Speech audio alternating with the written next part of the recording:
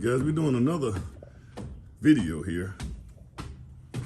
I've been out of commission for a couple of months trying to finish up a few houses. Punch items, as always, some of the toughest stuff to do. And so that's kind of what I've been doing. So I hadn't really been focused on building, doing videos, I'm sorry. So that's kind of what I've been doing. I've been having a lot of items and stuff that really been pulling my attention.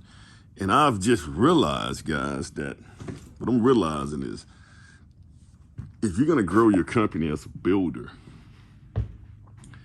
if you're gonna grow your company, you have to not be afraid to hire people and delegate. That's what it's about, guys. It's about delegation. Go get the right guys, put them in the right place, and delegate. I think that's the name of the game. Because one man simply can't do it alone. It's just not gonna happen. If you are that one-man show where you are that guy who does the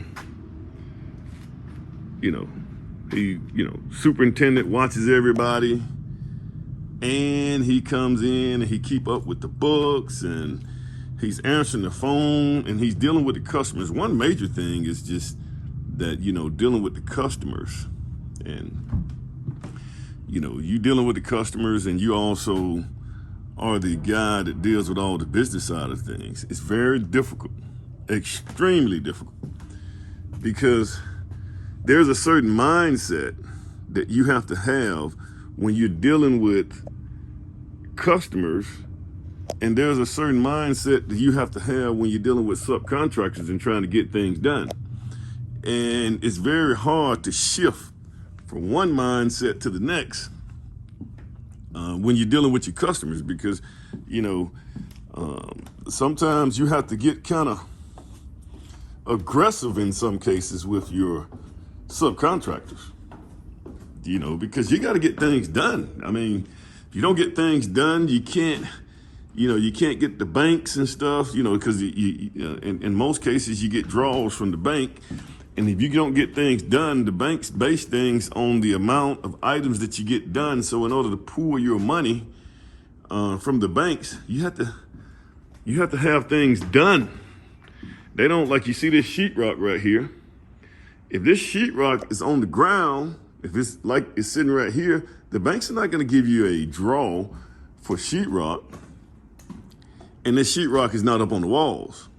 They're not going to give you a draw. So now if the sheetrock is sitting here and it's not up, well, you're not going to get a draw for that. And so the guys who you purchased the sheetrock from, that clock is ticking. Their clock is ticking, that you got to pay these guys. And so that's why you got to get things done. You got to get things finished up. Now, in this house here, I had a little mix-up, and I can kind of show you what a mix-up was. We had a tad bit of a mix-up on some of the beams. Somehow my framers, and I own it. Anything that happens in these houses that I build is on me. I take the ultimate blame. I own it because I didn't allow the communication to work out the way it was supposed to work out. So I own this right here, guys. But in this case, my framers came in here. They didn't have the plans. If you guys notice, if you look around here, we have iJoy System engineered floor. Okay, along with you got the main level floors, right, which is right here, and then you have the second set of iJoy, so the engineered floors. But on top of all those, there are beams that are put up here as well. And you guys can see I have an LVL beam that's right here. And that beam spans from here all the way over here. If you can see that right there. So that's a span on that thing. Regular dimensional lumber, if you guys don't know anything about regular dimensional lumber, it doesn't span as much as this right here does, as long as these I-beams. And this joist right here is actually was used to carry the weight of the roof. So the roof is braced off of that, all right? My guys actually, you see all these boards on the ground right here? My guys actually, because they didn't have those plans, they actually framed this with dimensional lumber instead of LVL beams. And guys, we got LVL beams here, here, here, here, just all over the place. All of them had to be ripped out, and you got one big one right here that goes across right here. All these had to be ripped out and replaced with these LVL beams. See that LVL beams? It's a little bit different than dimensional lumber. So this LVL beams carries load a whole lot better. They had to be ripped out. And so you know, that's a week's worth of work. So you got them all over the place. And on top of that, somehow my framer had a good idea. Even the plans told him the span on this right here are this way. So we got these spans going this way. He actually ran a beam here, which was a good idea. You got to see this beam right here. He actually ran a double 2x12s, which he's using those as a girder all the way across here. And then what he did was he ran the ceiling joists this way. He ran them this way. And when he ran them that way, he actually, you know, ideally that would work if that girder right there would span about 17, 18 feet. But guys, if you know anything about girders, now, what he was thinking he was going to jump the span from here to here to here, which you can do that. The problem is this wall right here is not a load bearing. This is a non-load bearing wall, so it can't carry a load. That's the problem. The load bearing wall is going to be this wall and this wall, so you got to span from that wall to the next wall. And that was the issue. Now, like I said, in an ideal situation, yes, that would be okay. So he ran the ceiling joist span the wrong way. And we had to come back and they had to tear all of them out, and we had to redo this right here instead. And then he used 2x8s, which would work. And then, so we had to tear all those out and put 2x12s in here. But here's another catch. Here's another catch. So you have a lumber supplier, and then you have a framer, right? So the lumber supplier, when they calculate the amount of lumber that it takes to build a house, they need to make sure, and this is indicative of a really good lumber salesman. He or she makes sure that the lumber, when they come out on site, they make sure they have enough lumber, first of all, to do what we need to do based on the plans. And then number two, they make sure that the lumber is appropriated correctly. Because if you don't appropriate that lumber, I'm seeing something else that's a problem. If you don't appropriate that lumber, what's going to happen is the framers are going to use stuff in the wrong place. And guys, I'm just going to be honest with you. A lot of the framers are not as savvy as you guys would like for them to be. So that's why I think that if you're a builder, I think that the builders, well, you should be licensed. Well, you're a licensed builder, a general contractor. But I think there should be licensed framers. I think they should do framing very similar to the way they do the way you do your drywall, the way you do your, your MEPs, mechanical, electrical, and plumbers. Those guys have to be licensed, all right? And not only being licensed, those guys are typically, you get your journeyman card, and you have to actually work under a master plumber. So if you're a plumber, you got to work on a master plumber for so many years before you can sit for the journeyman test. And then after you sit for the journeyman test, you have to work so many hours and take another test in order for you to get your master's, and that's to be able to operate out here in the field. Guys, I think that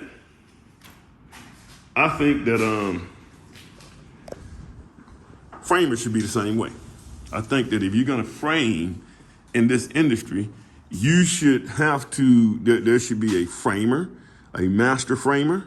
There should be a journeyman framer, a carpenter, however you want to call it, journeyman carpenter. And then at the end of the day, you should, and on every phase of it, you should sit for a test. There should be a test that you have to take.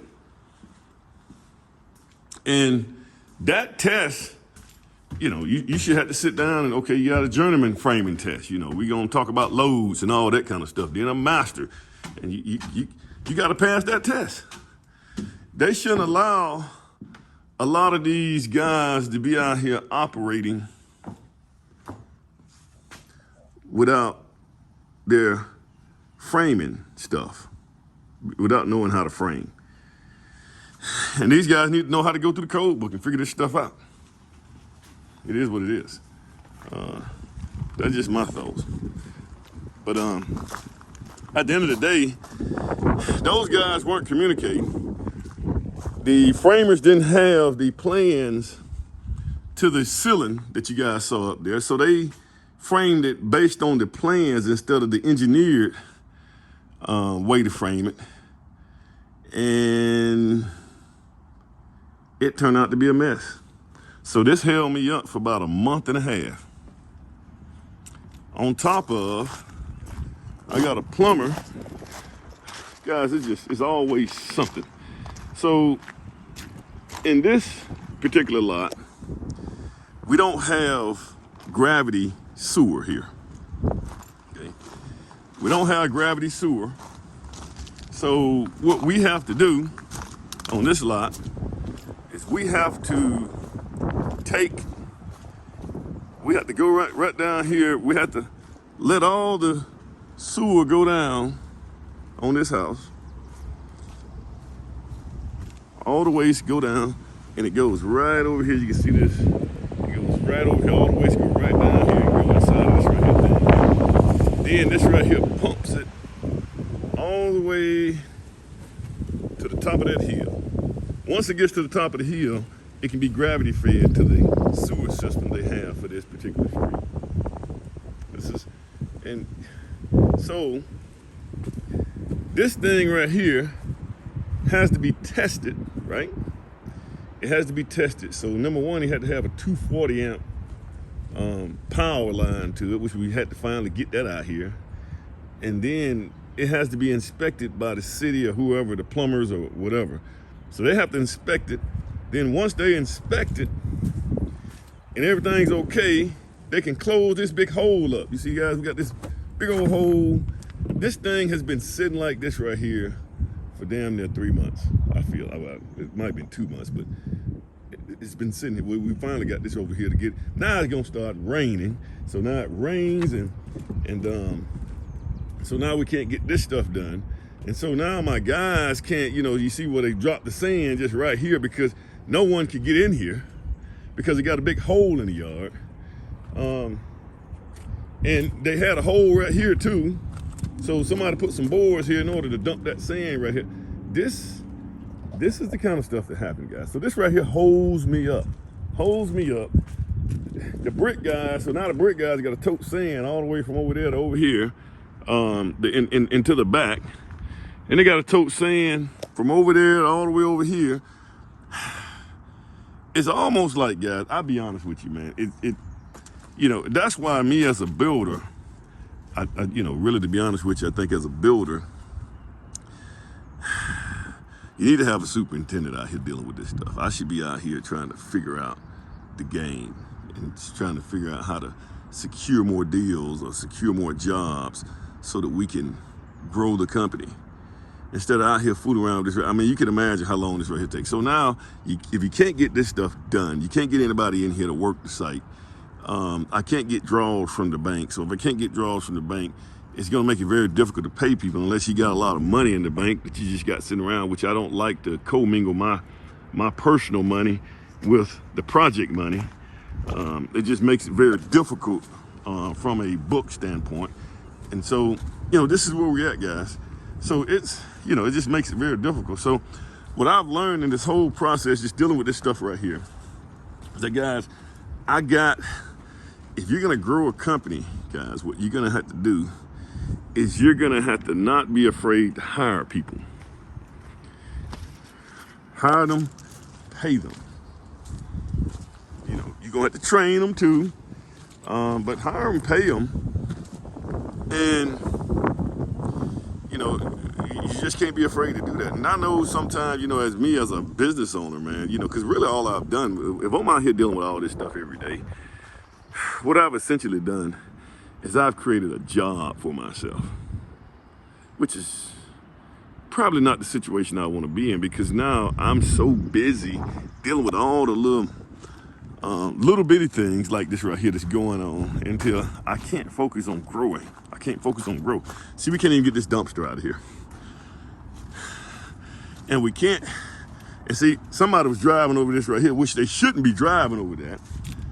This is another thing, because this right here is an inlet. You can't be driving over that thing. They're gonna break that thing, and now you got a bigger problem. So this is what you have. It's never ending, man. I mean, and guys, I remember at one point, and I don't know if it's just that I know more about construction now, but at one point in time, guys, we had very, very savvy subcontractors, guys. Now you don't, now what's happening is there are no more subcontractors out. Well, I ain't gonna say there are no more subcontractors. It's very hard to find subcontractors because a lot of them are very, very busy. Now I get it. So guys, we have to grow the trades. The trades have got to grow. We got to start teaching our kids that where you want to be is you want to be in this game right here. Because here's the thing, guys, you can't outsource building. You can't outsource this. All right, that's another one. Another one of my rants. You guys have a good one.